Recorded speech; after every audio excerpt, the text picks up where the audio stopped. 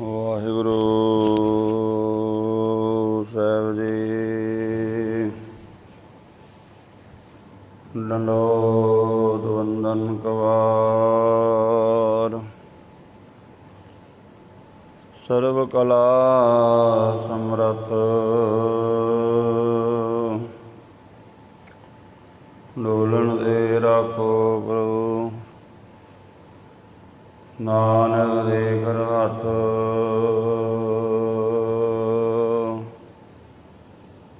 ਦਰਸ਼ਨ ਦੇ ਜੀਵਾਂ ਗੁਰੂ ਤੇਰਾ।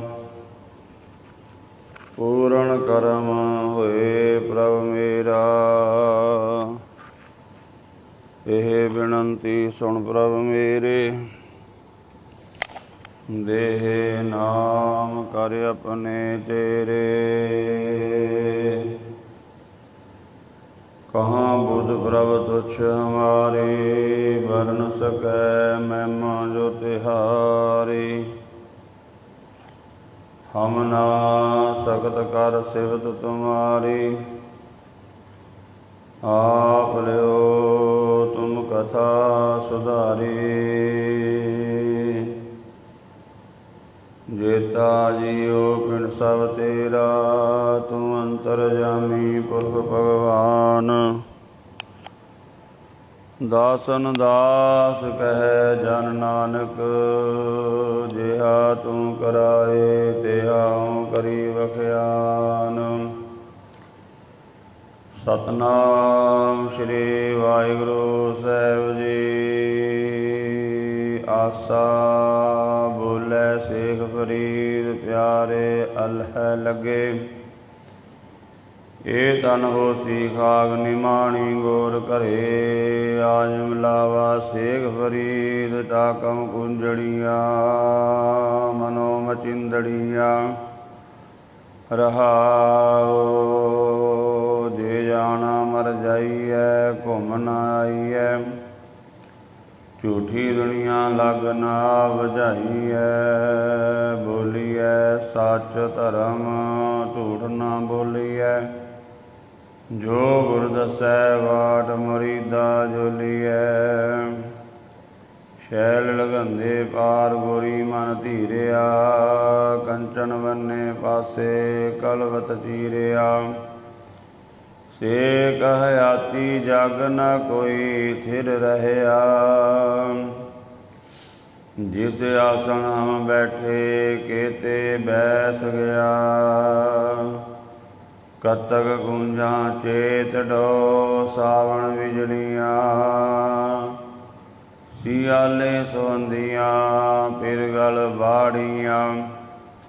चले चलन हार विचारा ले मनो। गढ़ेंदियाँ छे महा तुड़ंदिया एक किनो। जिमी बुझै असमान फरीदा खेवट किन गए। जालन को गोरा नाल उलामे जी सए।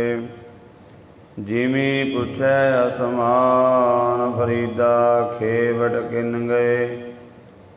जालन गोरा नाल उलामे जी सहे।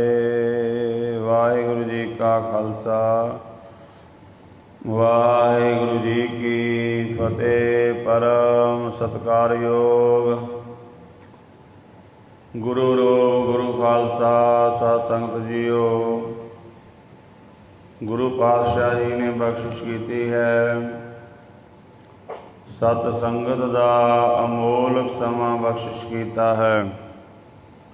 इस पावन अस्थान ते गुरबाणी की जो लड़ीवार कथा चल रही है।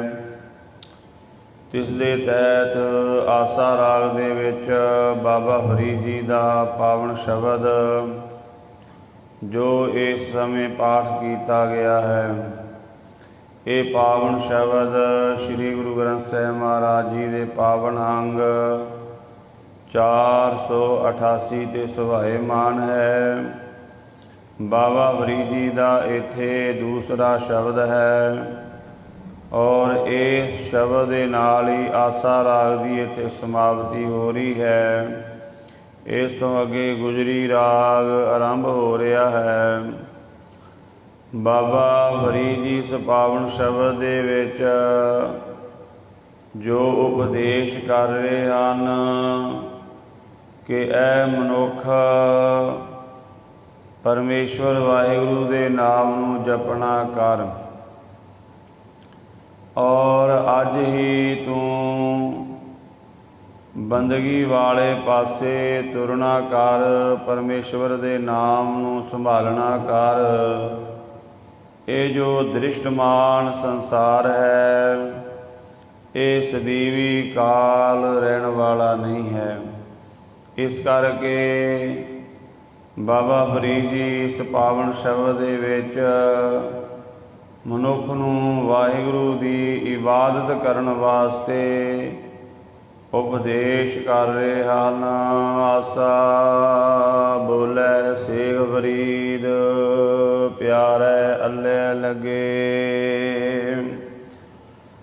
ਬਾਬਾ ਫਰੀਦ ਜੀ ਫਰਮਾਨ ਕਰਦੇ ਨੇ, ਐ ਪਿਆਰੇ ਤੂੰ ਵਾਹਿਗੁਰੂ ਪਰਮਾਤਮਾ ਅੱਲਾਹ ਖੁਦਾ ਦੇ ਚਰਨਾਂ ਨਾਲ ਲੱਗਣਾ ਕਰ, ਜੁੜਨਾ ਕਰ। ਇਹ ਤਨ ਹੋਸੀ ਖਾਕ ਨਿਮਾਣੀ ਗੋਰ ਘਰੇ।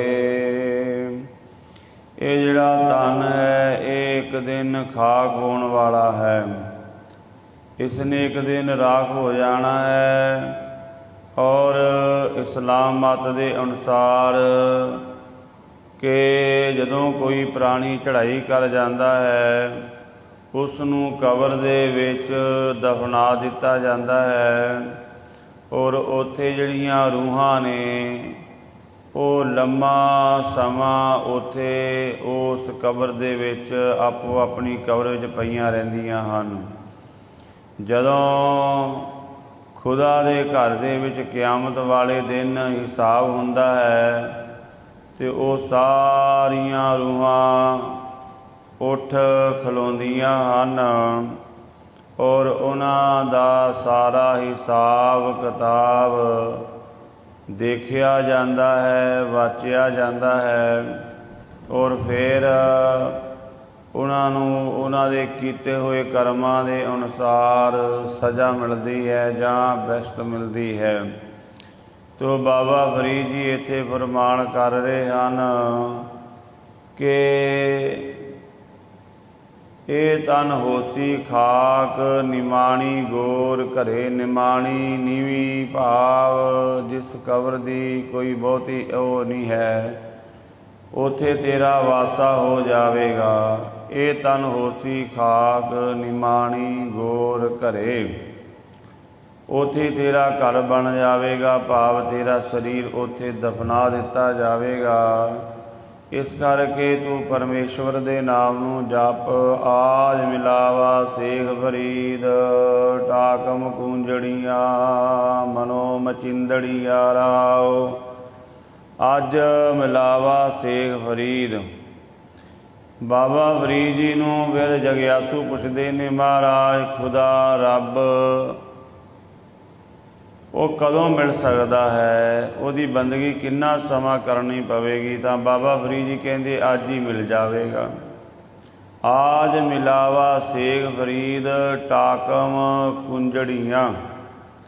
ਇਹ ਜਿਹੜੀਆਂ ਸਾਡੀਆਂ ਇੰਦਰੀਆਂ ਹਨ ਇਹਨਾਂ ਨੂੰ ਰੋਕਣਾ ਕਰੋ, ਟਾਕ ਕਰਨਾ ਕਰੋ, ਰੋਕਣਾ ਕਰੋ।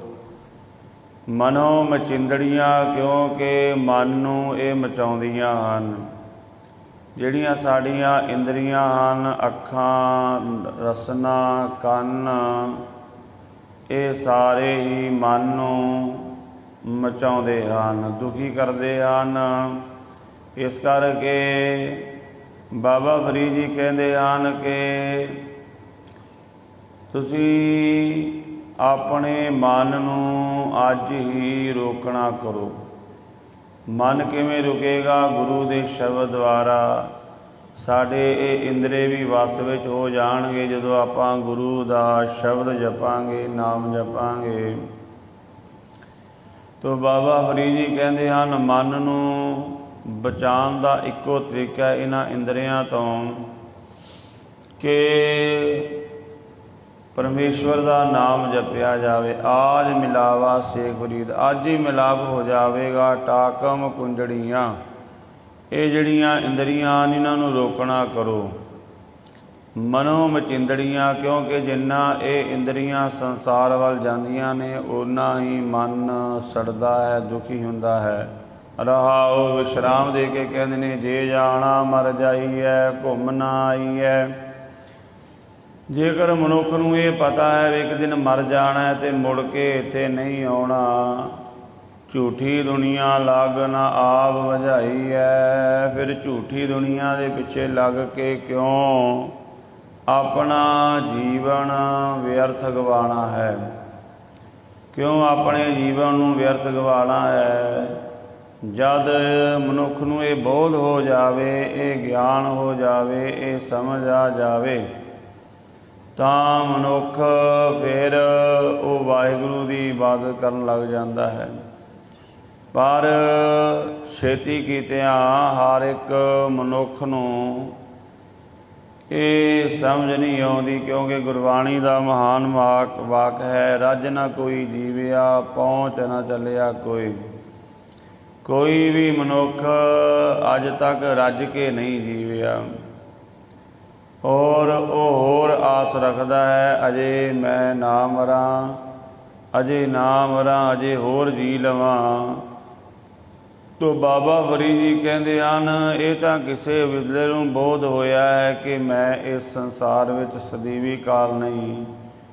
ਝੂਠੀ ਦੁਨੀਆ ਲੱਗ ਨਾ ਆਪ ਵਜਾਈ ਹੈ। ਝੂਠੀ ਦੁਨੀਆ ਦੇ ਪਿੱਛੇ ਲੱਗ ਕੇ ਆਪਣੇ ਆਪ ਨੂੰ ਖੁਆਰ ਨਹੀਂ ਕਰਨਾ ਚਾਹੀਦਾ। ਬੋਲੀਐ ਸੱਚ ਧਰਮ ਝੂਠ ਨਾ ਬੋਲੀਐ, ਜੋ ਗੁਰ ਦੱਸੈ ਬਾਟ ਮਰੀਦਾ ਜੋਲੀਐ। ਧਰਮ ਕੀ ਹੈ? ਸੱਚ ਦੇ ਮਾਰਗ ਤੇ ਚੱਲਣਾ ਹੀ ਧਰਮ ਹੈ। ਸੱਚ ਬੋਲਣਾ ਬੜਾ ਕਠਿਨ ਹੈ। ਸੱਚ ਨੂੰ ਹੰਢਾਣਾ ਵਰਤਣਾ ਬੜਾ ਔਖੀ ਗੱਲ ਹੈ। ਤੇ ਬਾਬਾ ਫਰੀਦ ਜੀ ਕਹਿੰਦੇ ਇਹੀ ਧਰਮ ਹੈ। ਬੋਲੀਐ ਸੱਚ ਧਰਮ, ਝੂਠ ਨਾ ਬੋਲੀਐ। ਮਨੁੱਖ ਸੱਚ ਦੇ ਮਾਰਗ ਤੇ ਚੱਲ। ਬੋਲਣ ਦਾ ਭਾਵ ਕੀ ਹੈ? ਜੋ ਸਾਡਾ ਕਾਰ ਵਿਹਾਰ ਹੈ ਉਹਦੇ ਵਿੱਚ ਸੱਚ ਆਉਣਾ ਚਾਹੀਦਾ ਹੈ। ਮਨੁੱਖ ਬਿਨਾਂ ਮਤਲਬ ਤੋਂ ਹੀ ਝੂਠ ਬੋਲੀ ਜਾਂਦਾ ਹੈ। ਇਹਦਾ ਕਾਰ ਵਿਹਾਰ ਆਪਾਂ ਵੇਖਦੇ ਹਾਂ, ਮਨੁੱਖ ਕਾਰ ਵਿਹਾਰ ਦੇ ਵਿੱਚ ਵੀ ਸਾਰੇ ਪਾਸੇ ਝੂਠ ਦਾ ਹੀ ਪਸਾਰਾ ਹੋ ਗਿਆ ਹੈ। ਤੋ ਇਸ ਕਰਕੇ ਮਹਾਰਾਜ ਗੁਰੂ ਨਾਨਕ ਪਾਤਸ਼ਾਹ ਜੀ ਕਹਿੰਦੇ ਹਨ ਕਿ ਸੰਸਾਰ ਦੇ ਵਿੱਚ ਸੱਚ ਕਾਲ ਕੂੜ ਵਰਤਿਆ, ਕਲ ਕਾਲਖ ਬੇਤਾਲ। ਬੀਓ ਬੀਜ ਪਤ ਲੈ ਗਏ, ਅਬ ਕਿਉਂ ਗਵੈ ਦਾਲ। ਫਿਰ ਮਹਾਰਾਜ ਇਹ ਵੀ ਬਚਨ ਕਰਦੇ ਨੇ ਕਿ ਕਲਮਲ ਹੋਈ ਮੇਦਨੀ, ਅਰਦਾਸ ਕਰੇ ਲਿਵ ਲਾਏ। ਸੱਚੈ ਸੁਣਿਆ ਕੰਨ ਦੇ, ਧੀਰਗ ਦੇਵੈ ਸਹਿਜ ਸੁਭਾਏ। ਸਾਰੇ ਪਾਸੇ ਝੂਠ ਦਾ ਹੀ ਬੋਲਬਾਲਾ ਹੋ ਗਿਆ। ਉਹਦੇ ਕਰਕੇ ਧਰਤੀ ਪਾਪਾਂ ਨਾਲ ਕਾਲੀ ਹੋ ਗਈ, ਕਿਉਂਕਿ ਜਿੱਥੇ ਝੂਠ ਹੈ ਉੱਥੇ ਪਾਪ ਆ ਜਾਂਦਾ ਹੈ। ਫਿਰ ਮਹਾਰਾਜ ਇਹ ਵੀ ਬਚਨ ਕਰਦੇ ਨੇ ਕਿ ਹੋਂ ਭਾਲ ਬਕੁੰਨੀ ਹੋਈ, ਅੰਧੇਰਾ ਰਾਹ ਨਾ ਕੋਈ। ਸਾਰੇ ਪਾਸੇ ਕੂੜ ਹੀ ਕੂੜ ਹੈ। ਕੋਈ ਮਾਰਗ ਦਿਸ ਹੀ ਨਹੀਂ ਰਿਹਾ, ਕੋਈ ਰਸਤਾ ਦਿਖਾਈ ਹੀ ਨਹੀਂ ਦੇ ਰਿਹਾ। ਕਿਹੜੇ ਪਾਸੇ ਜਾਇਆ ਜਾਵੇ? ਇਸ ਕਰਕੇ ਬਾਬਾ ਫਰੀਦ ਜੀ ਕਹਿੰਦੇ ਬੋਲੀਐ ਸੱਚ ਧਰਮ ਝੂਠ ਨਾ ਬੋਲੀਐ। ਆਪਣੇ ਵਿਵਹਾਰ ਨੂੰ ਸੱਚ ਦੇ ਲਿਆਉਣਾ ਕਰ, ਕਿਉਂਕਿ ਜੋ ਸਾਡੇ ਵਿਵਹਾਰ ਦੇ ਵਿੱਚ ਹੈ, ਜੋ ਸਾਡੇ ਅੰਦਰ ਹੈ, ਉਹੀ ਆਪਾਂ ਬੋਲਦੇ ਹਾਂ, ਉਹੀ ਗੱਲਾਂ ਆਪਾਂ ਕਰਦੇ ਹਾਂ। ਤੋ ਬਾਬਾ ਫਰੀਦ ਜੀ ਕਹਿੰਦੇ ਝੂਠ ਨੂੰ ਆਪਣੇ ਜੀਵਨ ਵਿੱਚੋਂ ਬਾਹਰ ਕੱਢ। ਜੋ ਗੁਰ ਦੱਸੈ ਬਾਟ ਮਰੀਦਾ ਜੋਲੀਐ। ਜੋ ਗੁਰੂ ਮਾਰਗ ਦੱਸਦਾ ਹੈ। ਹੁਣ ਰੱਬ ਨੂੰ ਮਿਲਣ ਦਾ ਮਾਰਗ ਇਹੀ ਹੈ। ਬਾਬਾ ਫਰੀਦ ਜੀ ਕਹਿੰਦੇ ਜੋ ਗੁਰੂ ਨੇ ਬਾਟ ਰਸਤਾ ਮਾਰਗ ਦੱਸਿਆ ਹੈ, ਉਹਦੇ 'ਤੇ ਮਰੀਦ ਬਣ ਕੇ, ਸੇਵਕ ਬਣ ਕੇ ਚੱਲਣਾ ਚਾਹੀਦਾ ਹੈ। पर एक पासे सवाल जवाब सलाम जवाब दोवें करे, मुंडों कुत्था जाए। सलाम भी करता है तो अगों जवाब भी देता है। किवें कामयाब होवेगा? कदाचित भी कामयाब नहीं हो सकता। जिवें बच्चा स्कूल विच पढ़दे ने आपां वेखदे हां ते जिवें टीचर कहंदा है बच्चा उवें पढ़ी जाता है। जे बच्चा कोई जवाब देन लगे जी 2 दूनी 4 किवें हो सकता है, जां ये अखर का मतलब की है, ये अखर किवें हो सकता है, पहले ही हालत विच है जो टीचर कह रहा उन्होंने पढ़ी जाना है, पढ़ी जाना है, अगे जाके आपे समझ भी आउण लग जाती है। इस तरह गुरु पातशाह जी जो साडा मार्गदर्शन करते हैं, जिमें जिमें सानू महाराज दसते ने उस तरह आपां बोलीए, नेम करिए, बाणी पढ़ीए, अगे जाके धर्म की रूहानीयत की फिर समझ आउण लग जाती है। जो गुर दसै बाट मुरीदा जोली है। जो भी गुरु ने दसिया मार्ग उहदे ते मरीद बन के चलना चाहिए है। शैल लघांदे पार गोरी मन धीरिया, कंचन बन्ने पासे कलवत चीरिया। इस शब्द दे विच बाबा फरीद जी नासवंत संसार बारे बहुत उपदेश कर रहे हैं। हुण ये जीव संसार तो पार किवें होवे? ਤਾਂ ਬਾਬਾ ਫਰੀਦ ਜੀ ਕਹਿੰਦੇ ਵੀ ਤੁਸੀਂ ਨਾਮ ਜਪਣ ਵਾਲੇ ਗੁਰਮੁਖਾਂ ਦੀ ਸੰਗਤ ਕਰੋ। ਨਾਮ ਜਪਣ ਵਾਲਿਆਂ ਦੀ ਸੰਗਤ ਕਰਿਆ ਕਰੋ। ਜਿਵੇਂ ਦਰਿਆ ਬਹੁਤ ਪਾਣੀ ਦਾ ਭਰਿਆ ਹੋਇਆ ਸੀ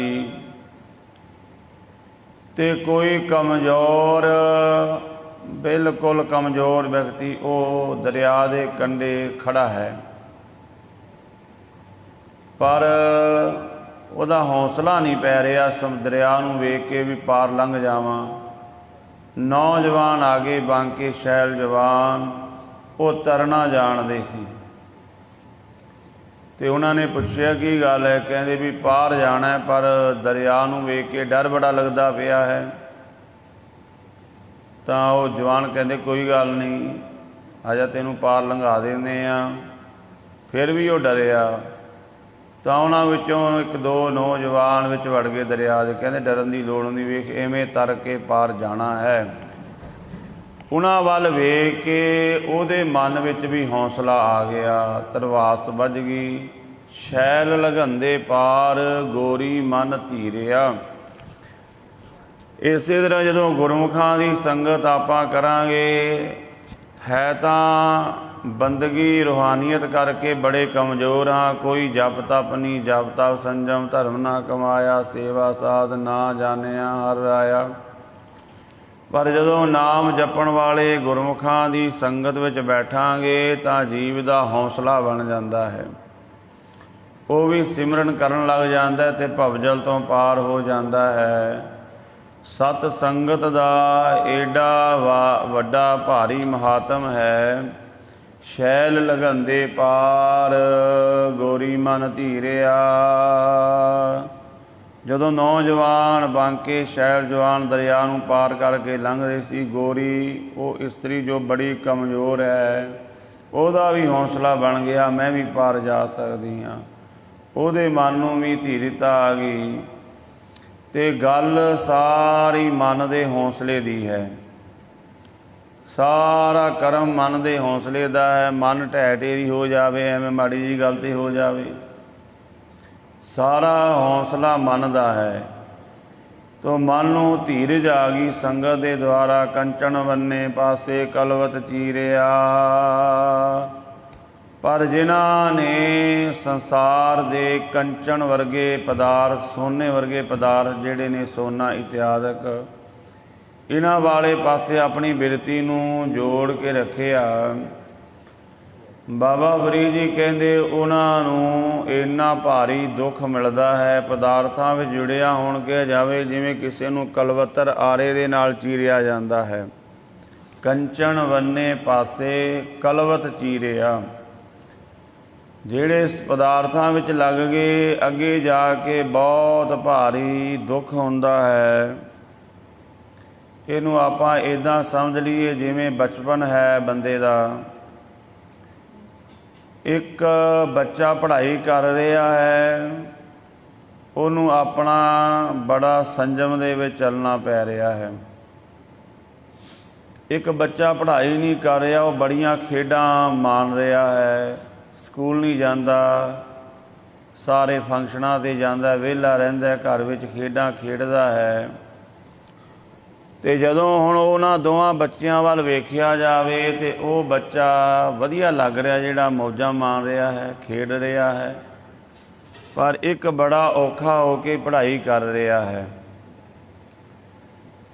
ਸਮਾਂ ਆਵੇਗਾ ਜਿਹੜਾ ਅੱਜ ਹੱਸ ਰਿਹਾ ਹੈ ਇਹ ਰੋਵੇਗਾ, ਬੜਾ ਖੁਆਰ ਹੋਵੇਗਾ, ਪਰ ਜਿਹੜਾ ਪੜ੍ਹਾਈ ਕਰ ਰਿਹਾ ਹੈ ਉਹਦਾ ਸਾਰਾ ਜੀਵਨ ਅੱਗੇ ਸੁੱਖ ਨਾਲ ਭਰ ਜਾਵੇਗਾ।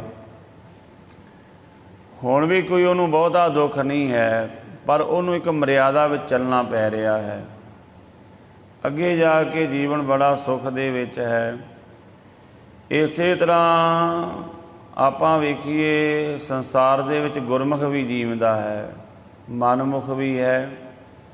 ਗੁਰਮੁਖ ਸੰਸਾਰ ਦੇ ਕੰਮ ਧੰਦੇ ਕਰਦਾ ਹੈ, ਪਰਿਵਾਰ ਦੇ ਵਿੱਚ ਰਹਿੰਦਾ ਹੈ, ਅਤੇ ਮਨਮੁਖ ਵੀ।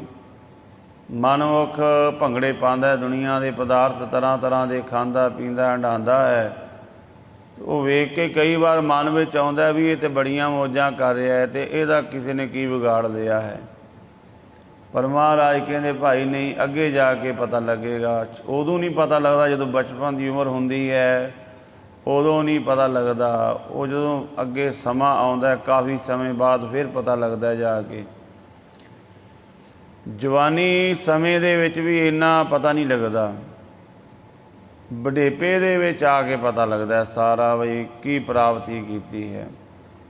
ਤੋ ਇਸੇ ਤਰ੍ਹਾਂ ਬਾਬਾ ਫਰੀਦ ਜੀ ਫਰਮਾਨ ਕਰਦੇ ਨੇ ਕਿ ਕੰਚਨ ਵੰਨੇ ਪਾਸੇ ਕਲਵਤ ਜੀ ਰਿਹਾ। ਜਿਹੜੇ ਕੰਚਨ ਵਾਲੇ ਪਾਸੇ ਹੋ ਗਏ, ਪਦਾਰਥ ਵਾਲੇ ਪਾਸੇ ਹੋ ਗਏ, ਉਹਨਾਂ ਨੂੰ ਇੰਨਾ ਦੁੱਖ ਮਿਲਿਆ ਜਿਵੇਂ ਕਿਸੇ ਨੂੰ ਆਰੇ ਦੇ ਨਾਲ ਚੀਰਿਆ ਜਾਂਦਾ ਹੈ। ਸੇਕ ਹਯਾਤੀ ਜਗ ਨਾ ਕੋਈ ਥਿਰ ਰਿਹਾ, ਜਿਸ ਆਸਣ ਹਮ ਬੈਠੇ ਕੇਤੇ ਬੈਠ ਗਿਆ। ਸੇਕ ਹਯਾਤੀ ਜਗ ਨਾ ਕੋਈ ਥਿਰ ਰਿਹਾ। ਬਾਬਾ ਫਰੀਦ ਜੀ ਕਹਿੰਦੇ ਹਨ, ਹਯਾਤੀ ਕਹਿੰਦੇ ਨੇ ਉਮਰ ਨੂੰ। ਕੋਈ ਵੀ ਮਨੁੱਖ, ਕਿਸੇ ਵੀ ਮਨੁੱਖ ਦੀ ਉਮਰ ਸਦਾ ਥਿਰ ਨਹੀਂ ਹੈ। ਹਰ ਇੱਕ ਮਨੁੱਖ ਦੀ ਉਮਰ ਹਰ ਰੋਜ਼ ਘਟ ਰਹੀ ਹੈ, ਕੋਈ ਵੀ ਸਦਾ ਰਹਿਣ ਵਾਲਾ ਨਹੀਂ ਹੈ। ਆਮ ਬੰਦੇ ਦੀ ਗੱਲ ਤਾਂ ਕੀ, ਮਹਾਰਾਜ ਦਸਮ ਪਾਤਸ਼ਾਹ ਕਹਿੰਦੇ ਕਾਲ ਪਾਏ ਬ੍ਰਹਮਾ ਬਪਤਰਾ, ਕਾਲ ਪਾਏ शिवजू अवतरा, काल पाए कर विष्णु प्रकाशा, सकल काल का किया तमाशा। एक शिव गए एक वेर भये, रामचंद्र कृष्ण के अवतार भी अनेक हैं। ब्रह्मा ओ विष्णु केते, वेद ओ पुराण केते, सिमरत समून कह होए हुए बताए हैं। मोहन दी मंदार केते, अंसा अवतार केते, काल बस पे हैं। पीर ओ पकंबर केते, गणे ना परते ते, भूमि ही ते होए क्या फिर भूमि ही मिलाए हैं। जोगी जति ब्रह्मचारी, बड़े बड़े शतर धारी, शतर की छाया कई कोस लो चलत है। इन्ने बड़े बड़े राजे जो जोगी जति ब्रह्मचारी, सेक हयाती जग ना कोई थिर रहा, कोई भी नहीं रह सकिया। जिस आसन हम बैठे केते बैस गया। जिस आसन ते आपां बैठे हाँ, भावें वो साडा घर है, भावें आपां इत्थे बैठे हाँ जां किते भी, पता नहीं इत्थे किन्ने आके बैठ बैठ के संसार तो चले गए हैं।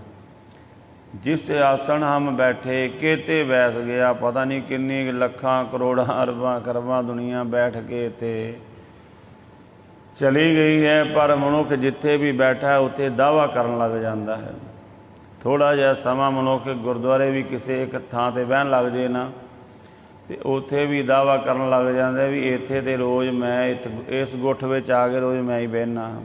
ਇਹ ਮੇਰੀ ਪੱਕੀ ਹੋ ਗਈ ਹੈ। ਤੇ ਤੋ ਦਾਵਾ ਕਰਨ ਲੱਗ ਜਾਂਦਾ ਹੈ ਮਨੁੱਖ। ਬਾਬਾ ਫਰੀਦ ਜੀ ਕਹਿੰਦੇ ਭਾਈ ਕਾਹਦਾ ਦਾਵਾ ਕਰਦਾ, ਇੱਥੇ ਤਾਂ ਪਤਾ ਨਹੀਂ ਕਿੰਨੇ ਕੁ ਬੈਠ ਕੇ ਆ ਕੇ ਦਾਵਾ ਕਰ ਕੇ ਚਲੇ ਗਏ ਹਨ। ਜਿਹੜੀ ਜ਼ਮੀਨ ਨੂੰ ਆਪਾਂ ਅੱਜ ਵਾਹ ਰਹੇ ਹਾਂ ਜਾਂ ਜਿੱਥੇ ਰਹਿ ਰਹੇ ਹਾਂ, ਉਹ ਸਾਡੇ ਤੋਂ ਪਹਿਲਾਂ ਸਾਡੇ ਦਾਦੇ ਪੜਦਾਦੇ ਹੋਰ ਪਤਾ ਨਹੀਂ ਕਿੰਨੇ ਕੁ ਉੱਥੇ ਦਾਵਾ ਕਰਦੇ ਸੀ ਇਹ ਜ਼ਮੀਨ ਮੇਰੀ ਹੈ। ਦਸਮ ਪਾਤਸ਼ਾਹ ਗੁਰੂ ਗੋਬਿੰਦ ਸਿੰਘ ਮਹਾਰਾਜ ਜੀ ਮਾਲਵੇ ਦੀ ਧਰਤੀ 'ਤੇ ਗਏ। ਜੰਗਲ ਇਲਾਕਾ ਹੈ, ਇੱਕ ਤਿੱਤਰ ਬੋਲ ਰਿਹਾ ਹੈ ਇਹ ਜ਼ਮੀਨ ਮੇਰੀ ਹੈ, ਇਹ ਜ਼ਮੀਨ ਮੇਰੀ ਹੈ। ਪੰਛੀ ਆਪਣੀ ਆਵਾਜ਼ ਵਿੱਚ ਬੋਲ ਰਹੇ ਆ। ਦਸਮ ਪਾਤਸ਼ਾਹ ਉਹਦੀ ਆਵਾਜ਼ ਸੁਣ ਕੇ ਮੁਸਕਰਾਏ ਅਤੇ ਸਿੱਖ ਪੁੱਛਦੇ ਨੇ ਮਹਾਰਾਜ ਕੀ ਗੱਲ ਹੋਈ। ਪਾਤਸ਼ਾਹ ਕਹਿੰਦੇ ਉਹ ਤਿੱਤਰ ਜਿਹੜਾ ਬੋਲ ਰਿਹਾ ਤੁਹਾਨੂੰ ਆਵਾਜ਼ ਉਹਦੀ ਆ ਰਹੀ? ਕਹਿੰਦੇ ਹਾਂਜੀ। ਕਹਿੰਦੇ ਉਹ ਕੁਝ ਬੋਲ ਰਿਹਾ ਹੈ। ਤਾਂ ਉਹ ਪੁੱਛਦੇ ਨੇ ਮਹਾਰਾਜ ਕੀ ਬੋਲ ਰਿਹਾ? ਮਹਾਰਾਜ ਕਹਿੰਦੇ ਬੋਲ ਰਿਹਾ ਹੈ ਜ਼ਮੀਨ ਮੇਰੀ ਹੈ। ਮਰ ਗਿਆ ਹੈ, ਨਾਮ ਨਹੀਂ ਜਪਿਆ, ਮਰ ਕੇ ਇੱਥੇ ਘੁੰਮੀ ਜਾਂਦੀ ਆਤਮਾ ਕਿਸੇ ਨਾ ਕਿਸੇ ਜੂਨੀ ਵਿੱਚ, ਅਤੇ ਇਹੀ ਆਖ ਰਿਹਾ ਹੈ ਇਹ ਜ਼ਮੀਨ ਮੇਰੀ ਹੈ। ਭੂਮੀਆਂ ਭੂਮ ਉੱਪਰ ਨਿਤ ਲੂਜੈ, ਛੋੜ ਚਲੈ ਤ੍ਰਿਸ਼ਨਾ ਨਹੀਂ ਬੂਝੈ। ਕਹੋ ਨਾਨਕੇ ਤਤ ਵਿਚਾਰਾ, ਬਿਨ ਹਰ ਭਜਨ ਨਹੀਂ ਛੁਟਕਾਰਾ। ਉਹਦਾ ਫਿਰ ਮਹਾਰਾਜ ਨੇ ਉਧਾਰ ਕੀਤਾ, ਕਿਰਪਾ ਕਰਤੀ। ਸੋ ਐਸਾ ਹੈ ਇਹ ਜੀਵ ਜਿਸ ਆਸਣ 'ਤੇ ਬੈਠੇ ਆ, ਪਤਾ ਨਹੀਂ ਕਿੰਨੇ ਦਾਵਾ ਕਰ ਕੇ ਚਲੇ ਗਏ ਘਰ ਮੇਰਾ, ਜ਼ਮੀਨ ਮੇਰੀ ਹੈ, ਇਹ ਕੁਝ ਮੇਰਾ ਹੈ। ਪਰ ਬਾਬਾ ਫਰੀਦ ਜੀ ਕਹਿੰਦੇ ਦਾਵਾ ਕਿਹੜੀ ਗੱਲ ਦਾ, ਇੱਥੇ ਤਾਂ ਪਤਾ ਨਹੀਂ ਕਿੰਨੇ ਕੁ ਆਏ ਚਲੇ ਗਏ, ਅਤੇ ਜੇ ਔਰ ਆਉਣ ਵਾਲੇ ਹਨ, ਜੇ ਨਵੇਂ ਆਉਣ ਵਾਲੇ ਨੇ ਹੋਰ। ਕੱਤਕ ਕੁੰਜਾਂ ਚੇਤ ਜੋ ਸਾਵਣ ਬਿਜਲੀਆਂ, ਸੰਸਾਰ ਨਾਸਵੰਤ ਹੈ। ਜਿਵੇਂ ਕੱਤਕ ਦੇ ਮਹੀਨੇ ਵਿੱਚ ਠੰਡੇ ਇਲਾਕੇ ਵਿੱਚੋਂ ਕੂੰਜਾਂ ਆਉਂਦੀਆਂ ਨੇ, ਉਹ ਵੀ ਸਦਾ ਨਹੀਂ, ਉਹ ਵੀ ਥੋੜ੍ਹੇ ਸਮੇਂ ਵਾਸਤੇ ਆਉਂਦੀਆਂ ਫਿਰ ਚਲੀਆਂ ਜਾਂਦੀਆਂ ਨੇ। ਜਿਹੜੇ ਇਲਾਕਿਆਂ ਜਿਹੜੇ ਦੇਸ਼ਾਂ ਵਿੱਚ ਬਰਫਾਂ ਪੈਂਦੀਆਂ ਨੇ ਨਾ, ਉੱਥੋਂ ਸਿਆਲ ਵਿੱਚ ਕੂੰਜਾਂ ਸਾਡੇ ਇਸ ਦੇਸ਼ ਵਿੱਚ ਇੱਧਰਲੇ ਇਲਾਕੇ ਵਿੱਚ ਆ ਜਾਂਦੀਆਂ ਨੇ। ਜਦੋਂ ਫਿਰ ਗਰਮੀ ਹੁੰਦੀ ਫਿਰ ਉੱਧਰ ਚਲੀਆਂ ਜਾਂਦੀਆਂ ਹਨ। ਕੱਤਕ ਕੁੰਜਾਂ ਚੇਤ ਡੋ, ਜਿਵੇਂ ਚੇਤ ਆਦਿ ਮਹੀਨੇ ਵਿੱਚ ਜੰਗਲ ਨੂੰ ਅੱਗ ਲੱਗਦੀ, ਉਹ ਵੀ ਸਦਾ ਵਾਸਤੇ ਨਹੀਂ ਹੁੰਦੀ।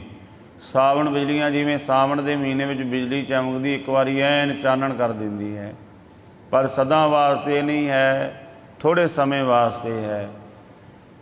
ਸਿਆਲੇ ਸੁਹੰਦੀਆਂ ਪੀਰਗਲ ਬਾਲੜੀਆਂ, ਜਿਵੇਂ ਸੁਹਾਗਣਾ ਆਪਣੇ ਪਤੀਆਂ ਦੇ ਨਾਲ ਆਪਣੇ ਘਰ ਦੇ ਵਿੱਚ ਸਿਆਲ ਦੇ ਮਹੀਨੇ ਵਿੱਚ ਸ਼ੋਭਨੀਕ ਹੁੰਦੀਆਂ ਨੇ, ਪਰ ਸਿਆਲ ਦੀ ਰੁੱਤ ਸਦਾ ਵਾਸਤੇ ਨਹੀਂ ਹੈ। ਭਾਵ ਕੋਈ ਵੀ ਸੰਸਾਰ ਦਾ ਸੁੱਖ, ਕੋਈ ਵੀ ਚੀਜ਼ ਸਦਾ ਰਹਿਣ ਵਾਲੀ ਨਹੀਂ ਹੈ। ਚੱਲੇ ਚੱਲਣ ਹਾਰ ਵਿਚਾਰਾ ਲੈ ਮਨੋਂ। ਬਾਬਾ ਫਰੀਦ ਜੀ ਕਹਿੰਦੇ ਮਨ ਵਿੱਚ ਵਿਚਾਰ ਕਰ ਲੈ ਕਿ ਸੰਸਾਰ ਦੇ ਵਿੱਚ ਸਭ ਚਲੋ ਚੱਲੀ ਚੱਲ ਰਹੀ ਹੈ।